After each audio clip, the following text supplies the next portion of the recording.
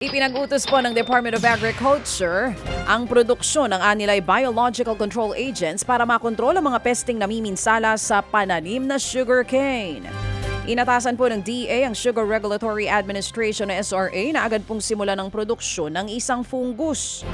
Ito po yung makapipigil sa pagkalat ng Red Striped Soft Scale Insect o RSSI sa Negros Occidental. Sabi po ng DA, kailangan maging sapat ang biocontrol agents para sa 75 ektarya ng taniman. It's a red striped soft-scale insect. Yung pala yun. Malaki ba yun? Pero ito nga bilang tulong po sa paglikha nito, inalok ng DA sa SRA ang mga laboratory ng Bureau of Plant and Industry at iba pa pong mga pasilidad ng ahensya.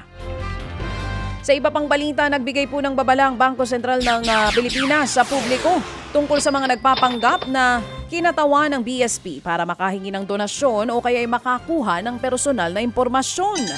Idiniin po ng BSP na hindi ito nanghihingi ng anumang klase ng donasyon o anumang kontribusyon sa publiko. Abiso po ng BSP, maging maingat ang publiko at kumpirmahin kung tunay ang mensahe o dokumento na ini-issue ng umano'y kinatawan daw ng BSP. Nanawagan naman po ang BSP na i-report sa kanilang anumang kahinahinalang insidente.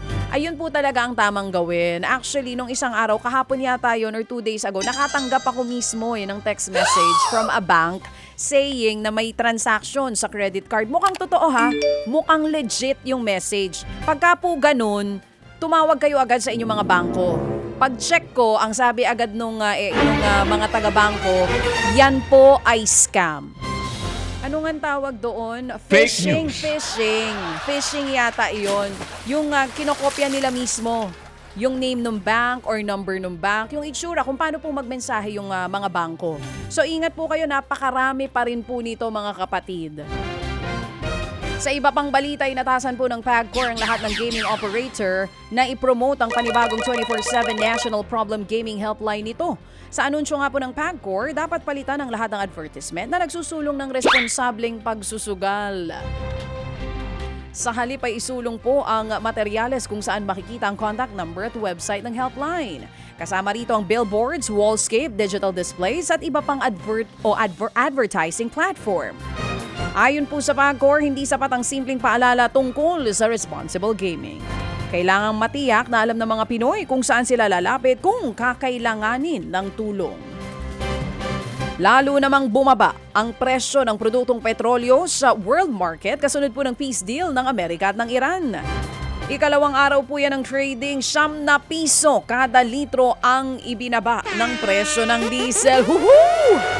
Hopefully naman next week ha, talagang ramdam na ramdam namin yan. ₱5.50 naman po sa gasolina. Habang ₱10 sa kerosene, yehey! Kung magtutuloy-tuloy, inaasahan na pong mababang petrolyo sa Pilipinas sa susunod na linggo. Ay salamat naman, Kuya Will, ano? Hindi na ito normal. Naku, ito na nga. Bumabalik na po sa normal. Wala pang pinal na halaga kung magkano po ang tapyas presyo sa produktong petrolyo. Maraming salamat po. Oy, naku, salamat. Pag naiuwi yan ba dito, magiging normal na? Aray? Oy, next week, oh. Woohoo! So paabutin po natin hanggang Tuesday next week ang atin pong mga krudo para sa mga motorista na nakatutok sa atin ngayon.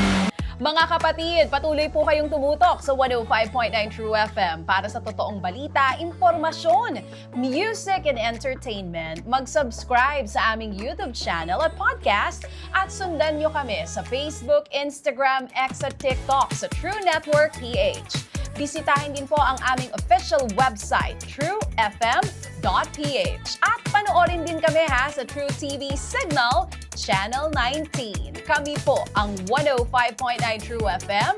Laging true sa'yo, kapatid.